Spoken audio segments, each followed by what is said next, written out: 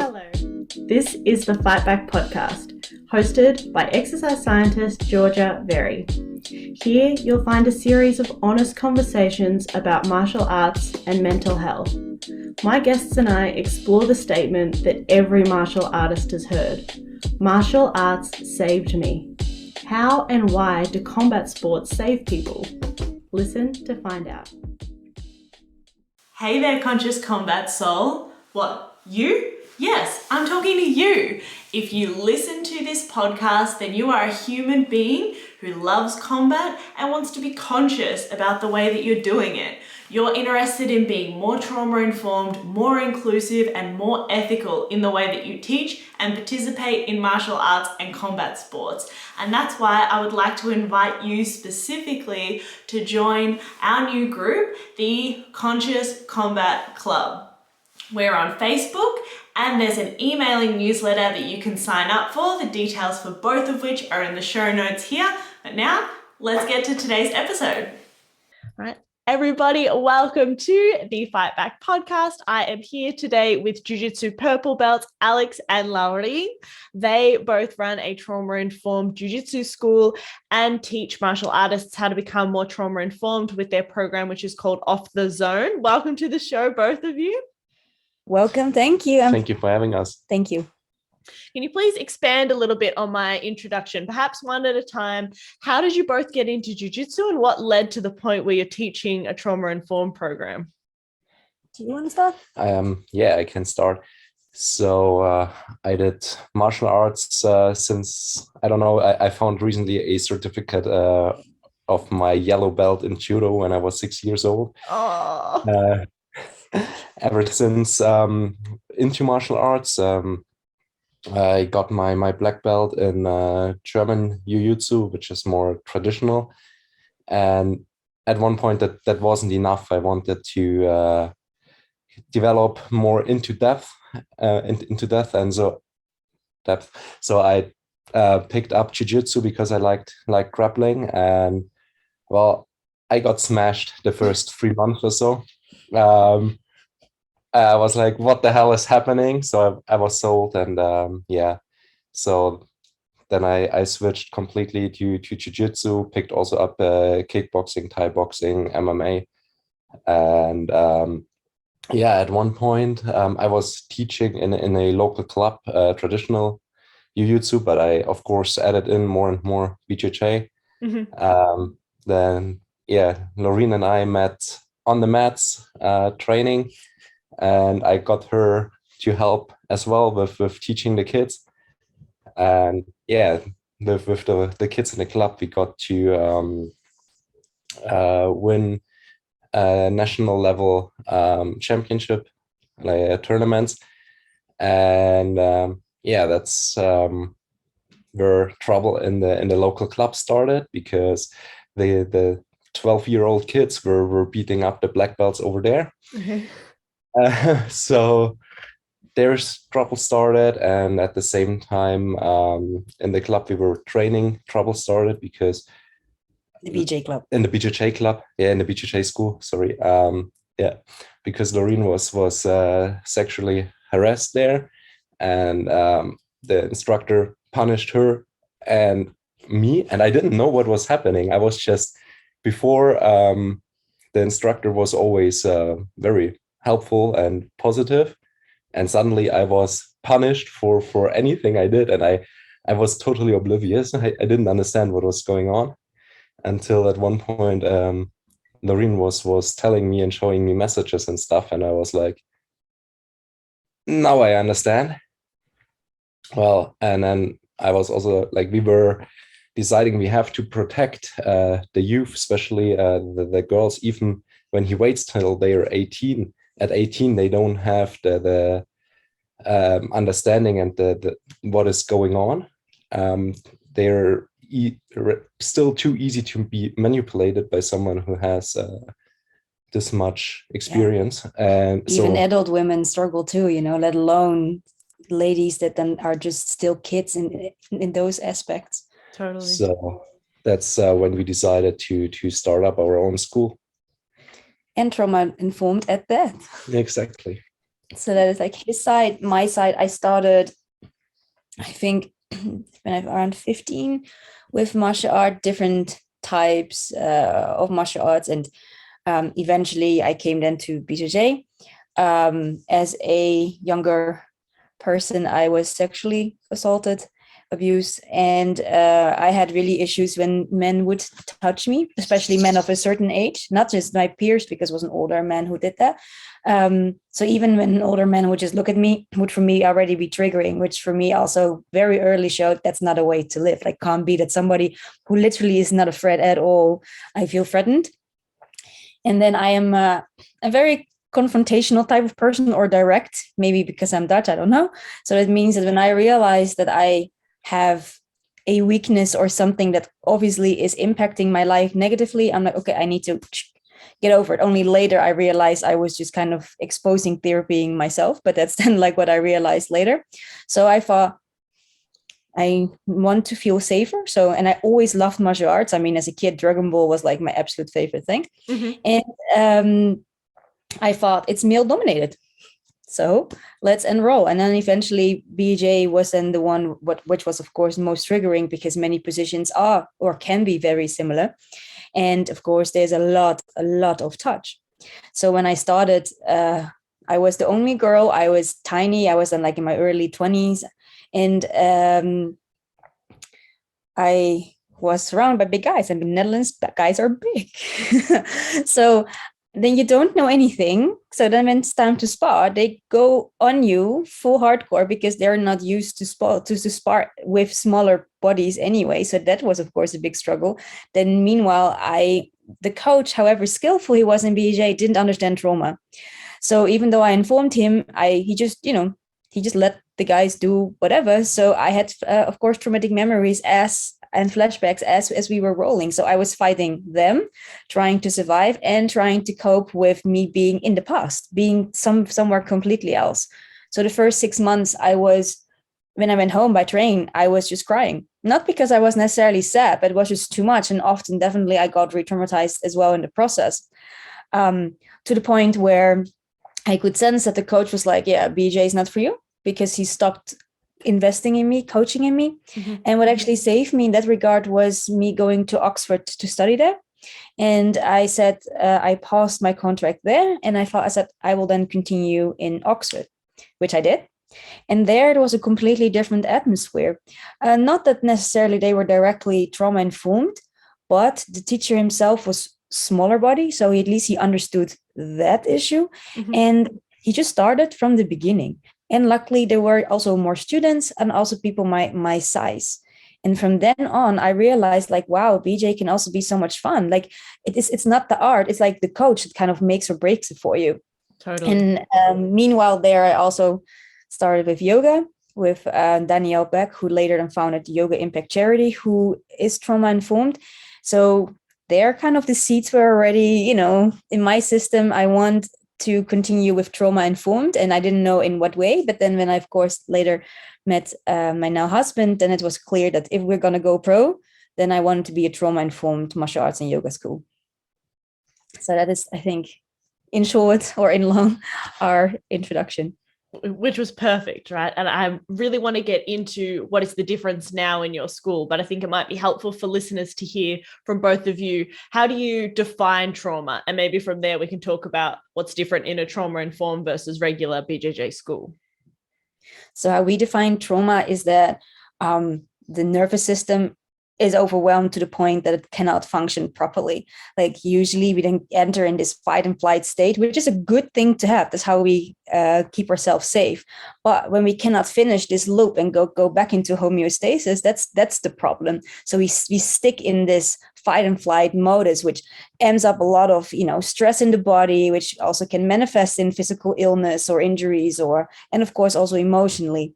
And what we want to do through trauma and yoga is to help students fulfill this cycle so they get back into homeostasis. So that is how we see trauma in short. And trauma informed, that we make sure that students with trauma can also train hard. Because sometimes there is this misunderstanding that people think, trauma informed just means like, velvet gloves, nothing happens, all very soft. And I'm like, no, it's not. It's kind of like the hardest work you can do is work on yourself, especially when you expose yourself to an environment that has, especially in the beginning, so many triggers. There are people, there's touch, there's unknown things you don't know. So they're doing such hard work.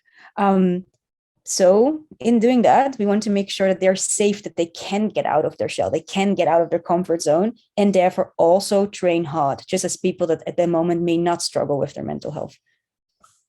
Yeah, I think a big part of this is also keeping the gym environment safe. I think is a big part of being trauma informed. That also means telling people off when they step over our boundaries or boundaries of other people, having clear rules, and because a lot of drama, a lot of issues in the martial arts world is because coaches let things slide or joke about actual issues, or punish people for by rolling with them hard, but not explaining, like, you went hard on this white belt, so I go hard on you. But they don't make this explicit, for example. So then this other guy thinks, oh, the coach went hard on me, so it's okay when I go hard on other people, instead of breaking this cycle, just as an example. So I think trauma informed is not cuddling or anything. It's being pretty direct and in creating this safe environment. Yeah, it also means that you have the uncomfortable conversations. I mean, we have it also in our school. Sometimes somebody posts a meme that may or may not be appropriate. Also because the teens and adults, they train together and certain things, I'm like, that's not what a teen necessarily needs to see or discuss right now. Or, we are then direct about, we approach the person. Like, it's not that we're like punishing them, not at all, but we want to make them aware. Because often people are just unaware. Most people, they really mean well. But sometimes, good intentions, they pave the way to hell. Well, we are there also to support and to also show them that there is another way. And it doesn't mean, therefore, they get canceled or anything like that. I think what's maybe also useful to know is the difference between when you're a therapist or like a non-therapist, because I'm not a licensed therapist. So what can we do kind of like in a martial arts school? With certain people, we do work with their therapist present, especially in private class or self-defense courses, especially when they're directly healing from trauma. So that means that they may have many triggers, and then there is a therapist there that can help. And then we create a tailor-made strategy per person, because every person works differently, even if they had a similar type of trauma and event, so that we open their window tolerance, help widen their window of tolerance step by step. That's like a very specific setting. In a more regular class, we can help them with setting goals, chunk them up in little steps, and help them step by step to get there so that they feel better. What we cannot do is, openly therapy them, ask them about their past. I mean, it's one thing when they come to us and they start telling about it, but we cannot give advice, or we cannot, in that regard, help them with the past, because that is not our jurisdiction, so to speak.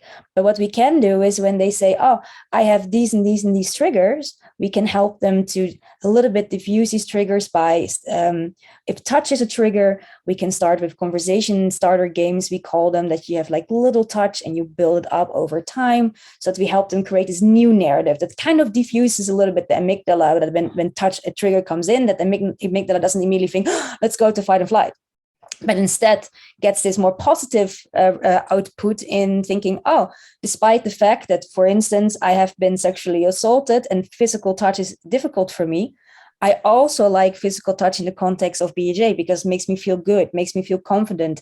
I know I can escape, these kind of things. And that's like, we are like in the present and the future. That's more like where we are at, whereas psychologists and therapists are more past and present, and of course then also going to the future. So I would say that our type of trauma-informed martial arts and professional therapy go hand in hand. That's like kind of like how we see it. And even if you are a licensed therapist, when something happens on your mats, you can't just start therapying them out in the open either. Like, it's also an inappropriate setting. So for us non-therapists, it's like, if something happens, you need to know how to bring them back safely. That is super important. And there are protocols for that. But other than that, that should go then to professional healthcare providers, because we are none. Totally. And if I come to you and I'm like, okay, I've been doing therapy for a while, this is my therapist, I can give you their number if you need to refer, but I think I'm ready to start learning BJJ. What can I expect? What's the class going to look like from start to finish for me? So I think, first of all, it's already amazing when people are so open about that, because it's very helpful for us. So first, I would have a conversation about what are their expectations, their goals, if they want to share what are triggers, because that's very helpful for us to know. Ask whether they are okay being paired with all genders, or preferably more women, these things, because it's also good to know, because I know eventually it will change. But just like in the beginning, I don't want to get them overwhelmed too quickly, because I know how courageous and hard it is to actually dare to start this. It's like it's such a big step. It's also important to tell that to the person, because like it's very, very scary, especially when you open up like that. And then usually we would tell them also how the class is gonna run. So for example, okay, we're gonna warm up with some running, some solo drills, then we're gonna drill some technique, and in the end there will be sparring games, and we will help you through all of that, just as an example, so that they know each class what's awaiting them. Yeah, they need to know what to anticipate, because I know it's super hard when something also comes for them as a surprise, and they can like close up like a fan, and that is not their fault at all, but they can't help it, because when the rational brain goes offline, like it's not their fault. So to anticipate, that they know what to anticipate, is very good. We also always say, you decide whether you want to participate or not. If you need a break, you take a break. Nobody's going to be like, what? Why is she stopping? No, nobody cares, because everybody knows that many have been there themselves. So nobody will judge you if you need a drinking break, or you just go to, the locker room for a moment, or these kind of things. So the choice, you are in control. I think that's very important, because people with trauma always have the feeling that control was taken away from them, that they didn't have a choice. So we want to immediately, right from the start, make very clear, like it's really their choice. So if they realize, oh, I like training with this person, I feel comfortable, okay, then we just pair them up a little bit more often until they're ready also to go with others. So that's kind of, I think, what a first class would look like. And as for sparring, it depends really on the person. I mean, some people are, like, oh yeah, let's do it. Others not. Well, they can just sit with us and we explain what's going on and what kind of the goals are. Where do you want to be? Where do you not want to be in BJ? It just really depends on the person, but it's clear that they always choose what they want. And do you mostly focus on self-defense or competition, or a little bit of both? You're both active competitors yourselves. We have dedicated self-defense courses where we really focus on self-defense. We focus in the classes a bit of both. At the moment we focus a lot on competition, because they're finally there again. I know, right? Finally a competition back, and there will be a big tournament in Munich, and quite a few of our white belts want to go to competition the first time.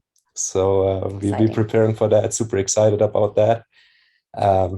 That's a fun thing. Like, even though we never were like, oh, we want to be for like specifically a competitive gym, we very much are.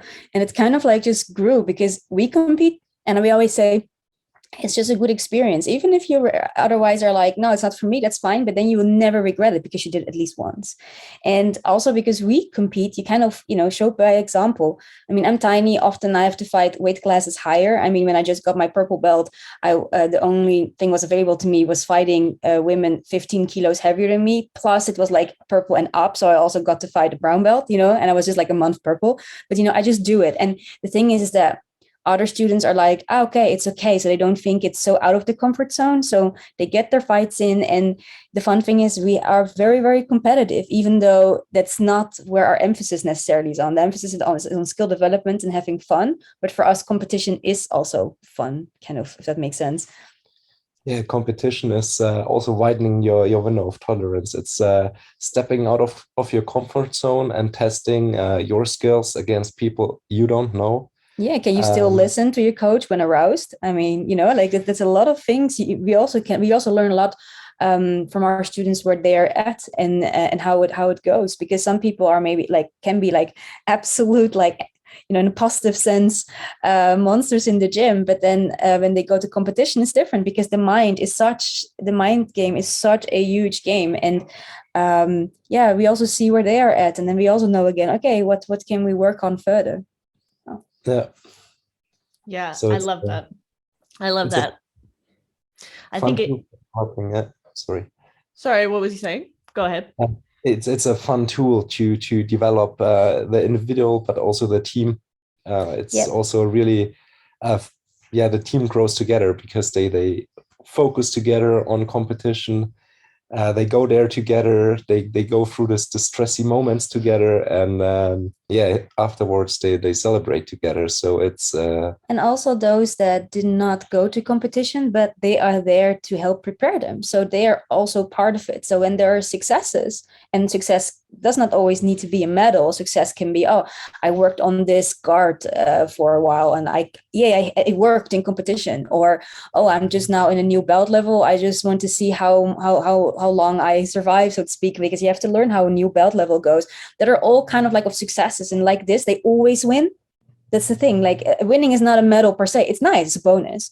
But I always want that our students have goals and that they see to reach them in competition, because like that, whether they have a medal or not, they know that they did well. And also those that did not compete, they help them getting there. So it's also their accomplishment, which really helps, is good for the overall team spirit and gym culture. Yeah, I think that's one of the cool things about Brazilian Jiu-Jitsu, right, is that competition is so accessible. It's so different to striking, right? You know this from doing striking.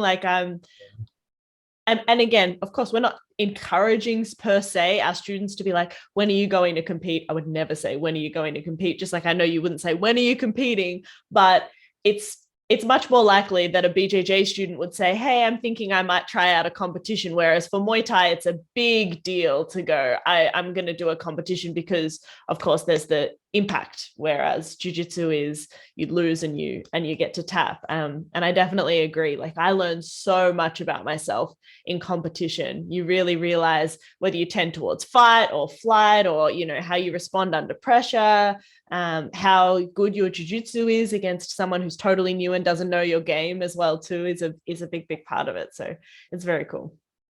Yeah, I think that BJ in that regard is really good for people that want to kind of compete but don't. I mean, it is different whether you tap indeed for a lock than when you get hit in the face. It is different. I mean, you get hit once in the face and it will take a moment. If you're not used to it, you're out of order for a moment, even if you're not knocked out. But it's, you have to get yourself back together, and then, whoa, what then? And maybe then it's already kind of too late, right, to get back into the fight. So I think we saw this also with one of our guys. He's 14 and he went for his first kickboxing competition, and at one point it was kind of open-ended, but he was only weighing 45 kilo or something, and he fought against a kid that was he was 46. The weight class was till 45. He was 46, and it was open-ended. So the other guy was 85, something around there. It was bigger than him, And it was meant to be light contact, because at that age it's not full contact, of course. But it definitely was. The guy weighs nearly double, so he got a split decision in the end. But he fought, like, it was amazing because it was like he lost the split decision. Sorry, he lost the split decision, but it was split decision because this is our therapy dog. She's in season, so she needs a little bit more cuddles. Oh, baby. Yeah, I know. We all emphasize. All the women I tell are like, oh. But also from own experience in striking competition or MMA, the intensity you have in between sparring and competing as a whole it's a much bigger gap than the intensity you have in BJJ, the sparring versus competition. Of course, I mean, yes, the competition in BJJ is still way tougher than any round in the gym for various reasons. But even in hard sparring, no one hits their gym buddy ever as hard as it's going to be in competition. Well, I don't know. I mean, some other gyms train. Okay. How they fight, but in general. Yeah. Yes. Yeah. No, 100%. Having experienced both, it's miles different, the difference between jiu-jitsu and kickboxing. So we spoke a bit about how training can widen your window of tolerance. It can get you familiar with touch. What else is it about martial arts that you think are so therapeutic? I think the reaction from some people when you say, oh, like a good next step might be to start training jiu-jitsu. People are like, why would you fight if you've experienced violence? Is a common response. So what would you say about why are martial arts therapeutic? I think it's because you shift meaning. In the end, things happen in the events that happen that you cannot change, but the meaning you give to it, you can change. And there, I think, especially when it's about, physical abuse, but also emotional, mental abuse, I think martial art is so great because you can literally have the feeling you're fighting back. Mm-hmm. And I can imagine when you have been physically assaulted and somebody sits on you a mount and you know how to escape and, get to pin that person yourself, that must feel so liberating and empowering because that they can't hold you down anymore, like literally and metaphorically. We see this a lot when we have women's self-defense classes. Obviously their focus is on self-defense, which means you always want to get away. You're not going to stay there for the fight. You only fight when you have to, and if you can run away first, that's your to-go thing. Mm-hmm. But in the end, we always have scenario training, and we create one, but they also can create one themselves. And when they create one themselves, it's usually something that they experienced and where they felt so disempowered. But then when they replay it, and this time they are the victor, that does so much because the brain cannot distinguish between reality and what is kind of like set up. The brain cannot make a difference. That's somehow how we are wired. So the feeling, I mean, when you do a scenario training, you're still stressed. The good thing is you're in a safe environment. So if anything happens, everything stops.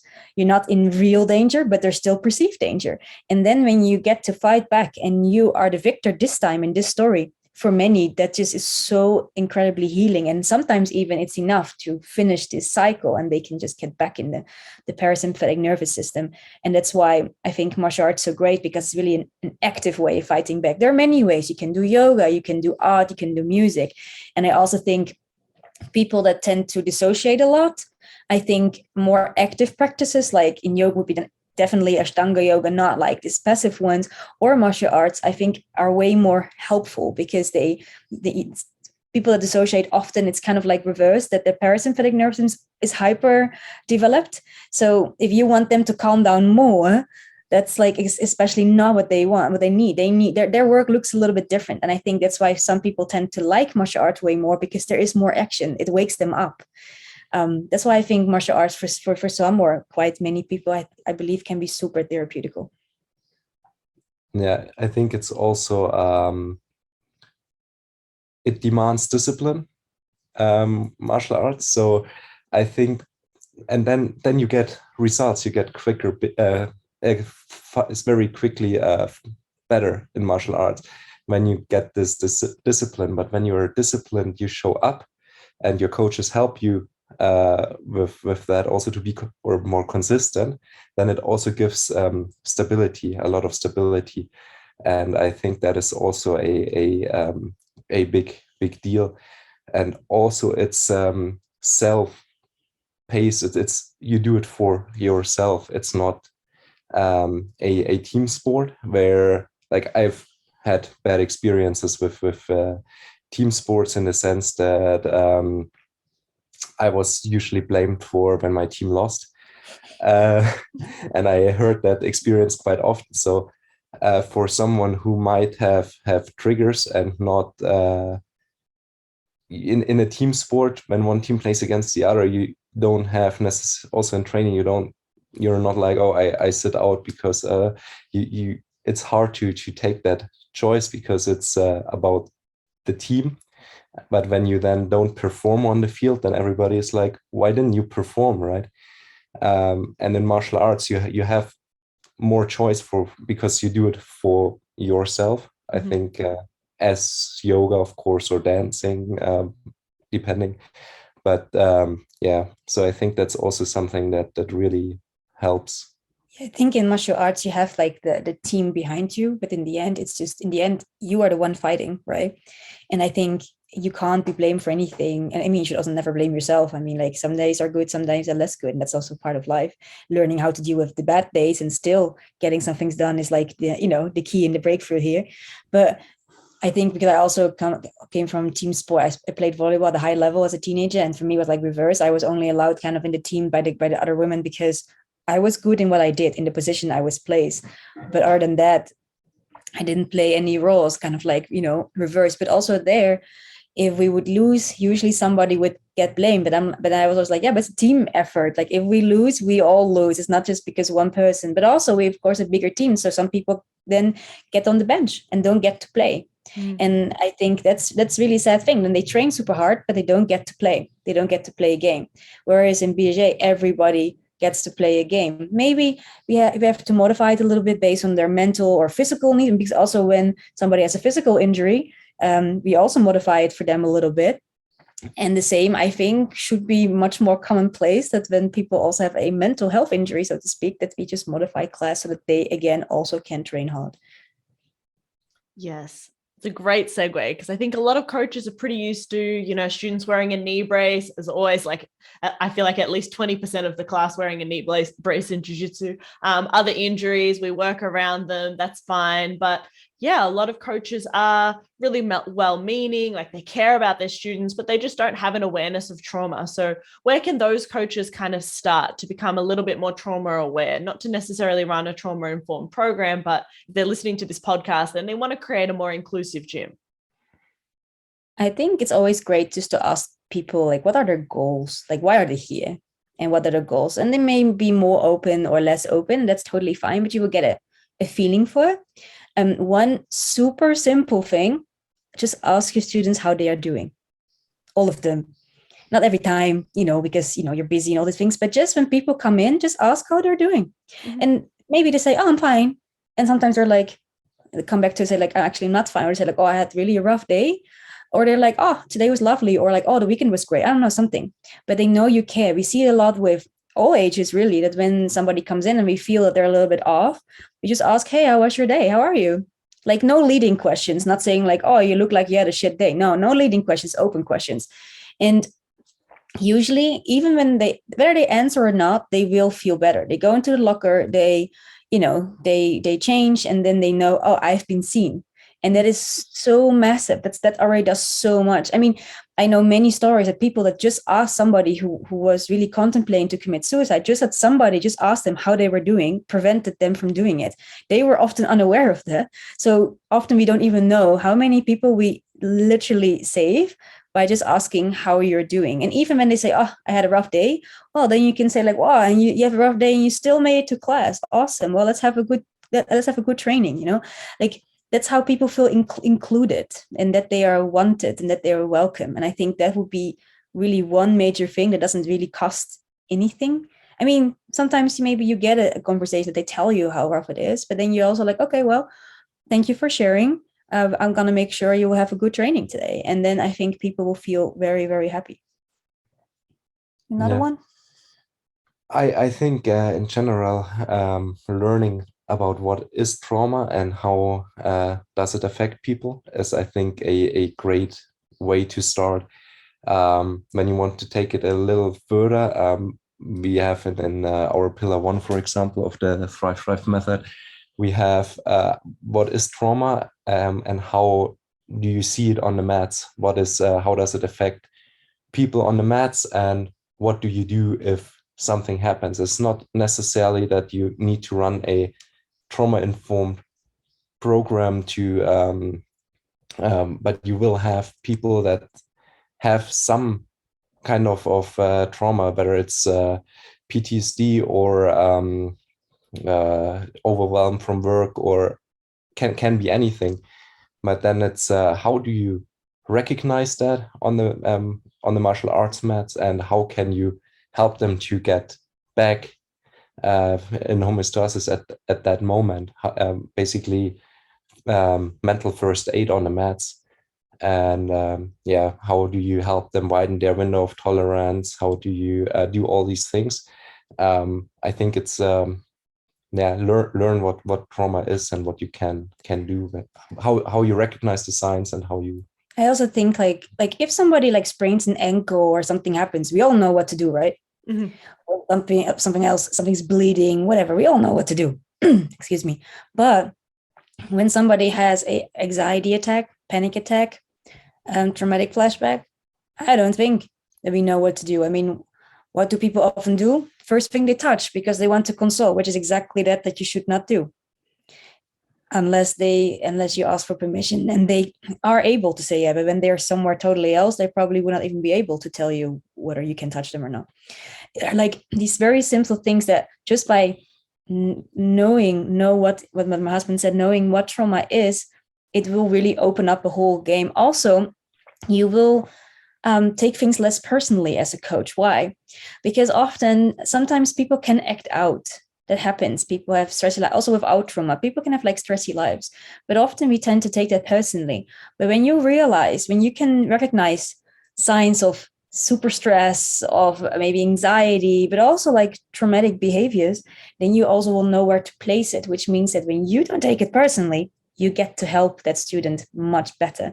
So I think by learning more about trauma, your personal development as a person and as a coach will skyrocket too. And we also dive deep into this in our second pillar, which is discovery, where we're like, yeah, what kind of limiting beliefs do you actually have as a coach?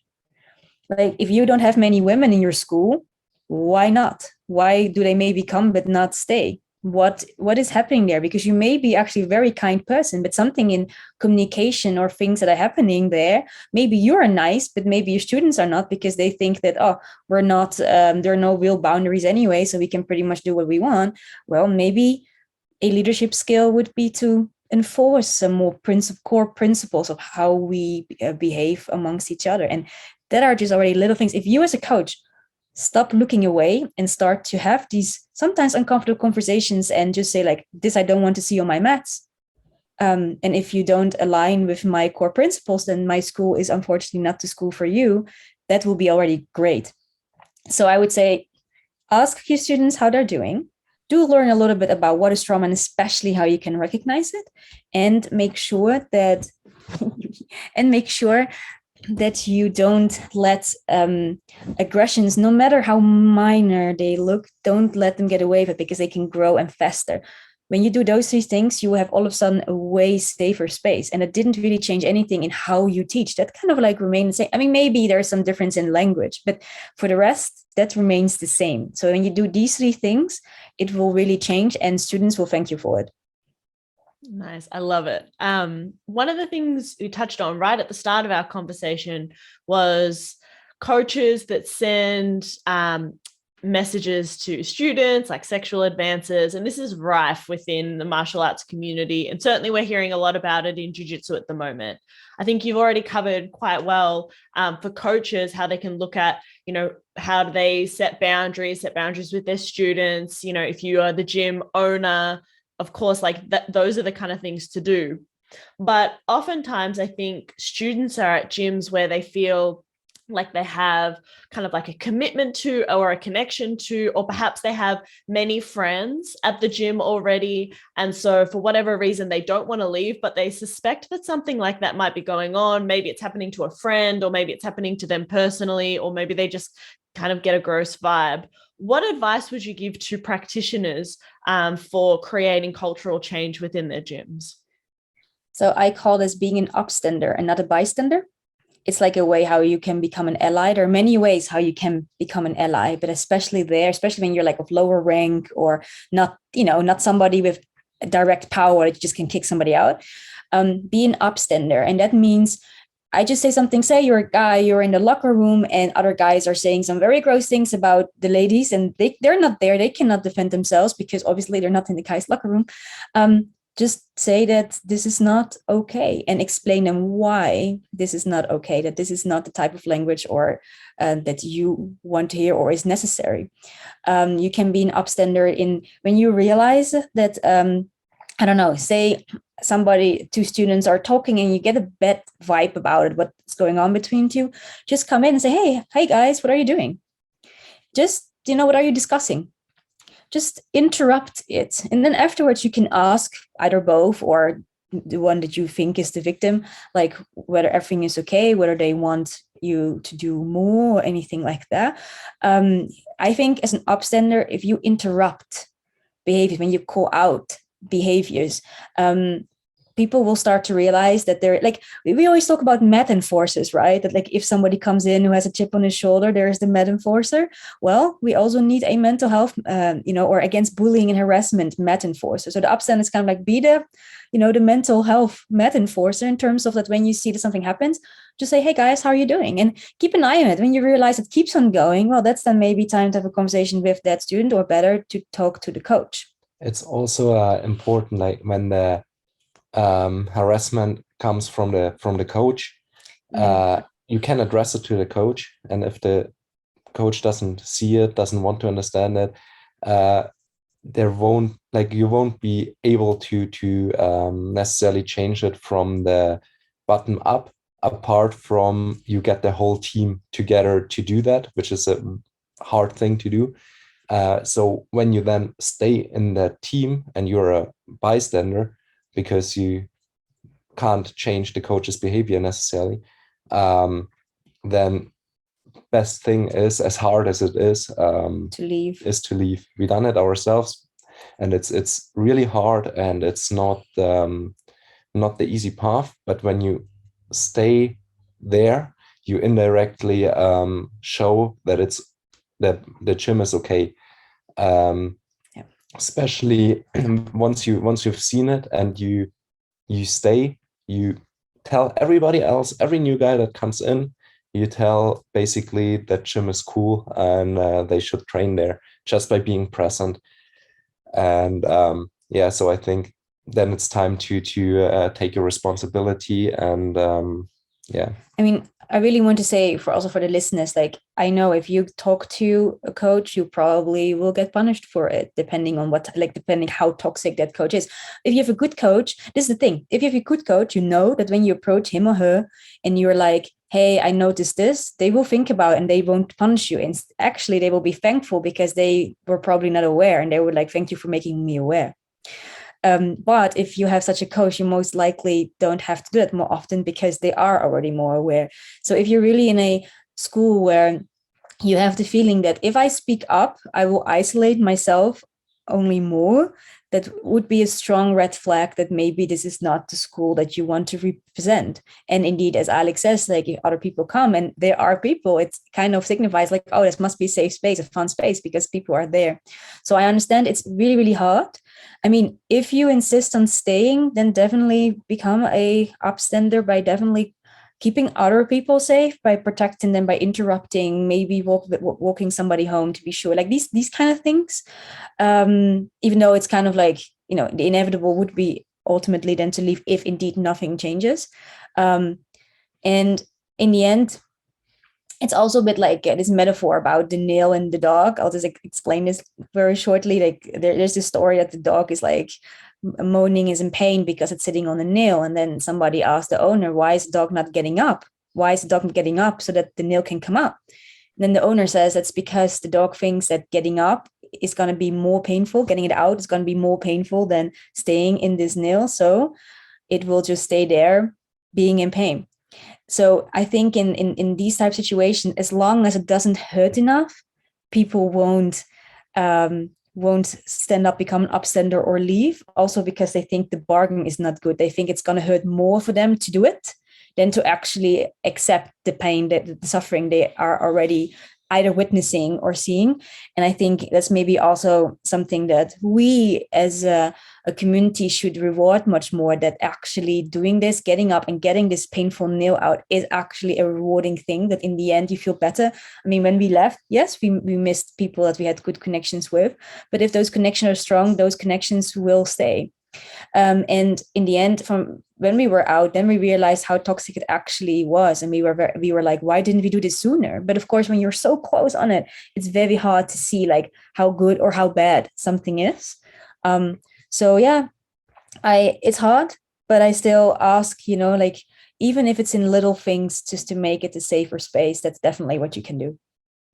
I think that's great advice. I want to ask you both the question that I ask all of my guests on this podcast as we come towards the close. We often hear people saying things like, BJJ saved my life, right? And sometimes people mean it literally, sometimes they mean it more figuratively, as in BJJ changed my life. But what do you think it is that causes that? Do you want to start? I think BJJ is addictive. Mm-hmm. So once you start training twice a week, thrice a week. So it's and it's because something about the rolling is it comes close enough to fighting, and it makes you like you struggle, but in a positive way. So you learn that you learn problem solve. It's some kind of problem solving with a lot of pressure, and you learn to be calmer under stress. You learn to make decisions quickly, because when you don't make a decision, it's worse than maybe making a mistake, or has the same result as making the wrong decision. So, and I think that you learn to be like, you have this dedication. You go to class at one point probably every day. So you have this stability. You meet people, like-minded people. So you have connection, you have stability. And from there, that also translates into daily life, I think. So it's you learn those life skills. I think it's such a layered answer and question, because I think on the one hand, it's a very natural thing, isn't it? If you look in nature, play fighting. I mean, how do animals in the wild prepare themselves for, surviving the wild? It's by play fighting. That's how they hone their skills. That's how they get more aware and stronger. It's play fighting. Dogs do it. They all do it. And I think for us, it's also fine, because it's play fighting. It's kind of like immersing yourself a little bit in violence, but the stakes are not so high. And it's like you learn, but you feel better. Then, of course, also, I think it's the social aspect, because it's not only that you just meet like-minded people, you just meet people that you normally would not meet. Because usually we all hang around in specifics based in what kind of environment we were raised. And that's something we didn't choose. That's just where we were born. But in the school, in the martial arts school in general, I think you just get to meet so many more people, and you start to understand also their struggles, their lives, and realize like, oh, they're actually cool people too, even if it means that they may have completely different opinions about certain matters, but you see that despite that, they're still good people. So I think that's also what kind of saves. And then, of course, on a more, mental level, either indeed martial arts helps you because you can, finish this cycle of trauma, but it can also be escapism. Escapism is not necessarily healing, but it means that if you have a very stressful job or stressful life, it means that for a moment you can just be in the moment and shut all that down. Because if I am not, that's why I love in yoga arm balancing. If I am not in the moment, I'll fall flat on my face. I have to be, and in martial arts too, if I am not focused, I will get submitted. So you need to be in the now. And I think that so many people are so busy with what to do next, what now, I have to do that. It's all like, I have to. But in martial arts, you get to, and you are in the moment. And I think that's what is just so healing and therapeutical in general for everybody, regardless of whether you have trauma or not. So I think it's like this multi-layered. There's also a book, Play It Away. I forgot, unfortunately, the author, but basically he describes how he healed himself from burnout by playing, just meeting up with friends and play. And I think as adults, we are often not allowing ourselves to play. But jiu-jitsu class is a great excuse to play, because when you approach rolling as a game and not as life and death, but as a game, then you have your playtime basically. And as grown-ups, we have the basic need to play. It's no different than food or water. We need play as well. And I think that's actually what really can save people. We will be sure to put that book in the show notes to get you to send me the authors afterwards. I'm also interested to read that book. Which brings me to final part, which is to please tell everyone how they can connect with you, how they can study with you. Where are you on the internet? So we are especially on Instagram, and there when you have like _the_zone, that's like our Instagram handle. There we post all kinds of things related to trauma-informed coaching, also how to become an ally. We also offer trauma-informed coaching. So coaching in terms of that we teach you how to become trauma-informed, but also we also are coaches ourselves. So if you struggle with things in your martial arts career, we also help you, especially from the trauma-informed perspective of things, to shift some things to see that you can reach your goals, however you define them. That is, I think, the main thing regarding that work. And then our school is called Team Laurien and Alex. So that's also rather simple. We are in Munich in Germany. If you're ever passing by, you're very, very welcome. We have BJJ, MMA, and yoga classes. And I think that's how you can find us. Perfect. We'll put all those details in the show notes. Thank you both so much for coming on. This has been a wonderfully insightful conversation. Well, thank you for having us. We're very honored to be here on your podcast. Yeah, thank you. It was fun talking to you. Have you thought of something to be grateful for today? What was it? I'm grateful for the amazing women that train with me at the Fight Back Project. I'm grateful for Nari and the beautiful song Shape Me heard at the beginning and end of every episode. And I'm grateful for you for listening to this show and helping martial arts keep saving lives. So thank you from the bottom of my heart. If you'd like to leave me a review to help more people find the show, that's a bonus. You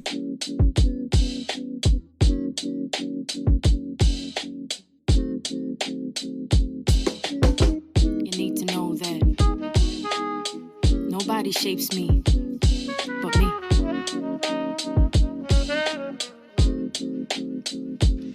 Don't gotta tell you what my name is, I don't gotta explain it. Walk in the room, hear a boom erupting like I'm famous. I'm here shedding shells, I'm shameless. I fear nothing, no complacence. Walk too many tight ropes with no hope, so I became this poster they hold over all the heads of trauma holders. You don't need to know my history, I move boulders. Atlas shrug, cause I lifted the weight above his shoulders. No pretense of defense, move first like chess soldiers. This goes deeper than empowerment, cause I'm the one that power it. Physical meets mental, challenge me to keep devouring. If I can't change the scenery, at least I change perspectives. No longer isolated, but elevated and selective. Darkest places become beautiful spaces. This is where rage meets patience, meets power meets gracious. Meets, we're so glad you came and the feeling is contagious. When you the walking impact of intended bad intentions. When you the manifesting of collecting all they tensions. You the soul and body hold it all and still remember. But I'm a work in progress, testament to all contenders. Forgot what it was like to have control over self. Forgot what it was like to be the one in charge. Forgot in my reflection I could see all my wealth. Forgot that with my bare hands I break all these bars, barriers and obstacles. They can't cage me, they can't chronicle all my experiences and reduce them to appearances. When I was truly beaten, gave myself clearances to fall down, mess up, and get myself back up. I'm not looking for clovers cause I don't believe in luck. Damn, you were badass, I heard them say it clearly. Why thank you very much, I know now I'm not weary of what's next for me, cause I expect to see growth like I was planted, watered, fed, and bloomed to be the positivity and accountability. Knowing they won't step if I'm the agent of my agency. I think I found my voice again, huh? I think I found my voice again, huh? I'm not sorry, you're the end where I begin. Boundaries, I know them well. Take a breath and meditate. Who is she? I know her well. Now I get to open gates. 1, 2, 1, 2. I don't need your permission. And if you get uncomfortable, then use your intuition to know that I won't stay where respect is ever missing. And everything I do, that's me making decisions. It's truly underrated, the value of self-worth. Forgot that I was rich from the moment of my birth. A penny for my thoughts, no really, you can't afford it. You cannot buy my story, rewrite it or record it. You cannot buy my story, rewrite it or record it, huh?